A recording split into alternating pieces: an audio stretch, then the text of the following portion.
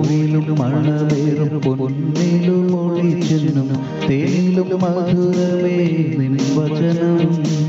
രാവിലും പകലിലും ജീവനായി ഭവിച്ചു ഭാവിയ അനുഗ്രഹമാകണമേ. 19-ാം സങ്കീർത്തനം 10-ാം വാക്യം. യഹോവയുടെ വിധികൾ സത്യമായവ, അവ പൊന്നിലും വളരെ തങ്കത്തിലും ആഗ്രഹിക്കത്തക്കവ.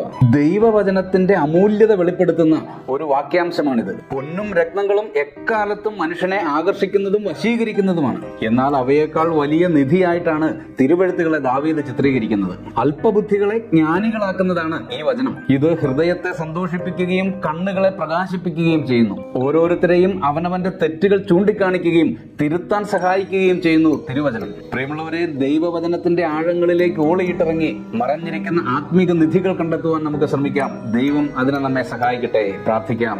പരിശുദ്ധ പിതാവേ, ജീവിതത്തിലെ കുറവുകൾ തിരുവെഴുത്തുകളിലൂടെ കണ്ടെത്തുവാൻ അടിയങ്ങളെ സഹായിക്കണമേ. സന്തോഷമുള്ള ഹൃദയവും പ്രകാശമുള്ള കണ്ണുകളുമായി ജീവിക്കുവാൻ കൃപ നൽകണമേ. യേശുക്രിസ്തുവിന്റെ ധന്യനാമത്തിൽ തന്നെ, ആമേൻ.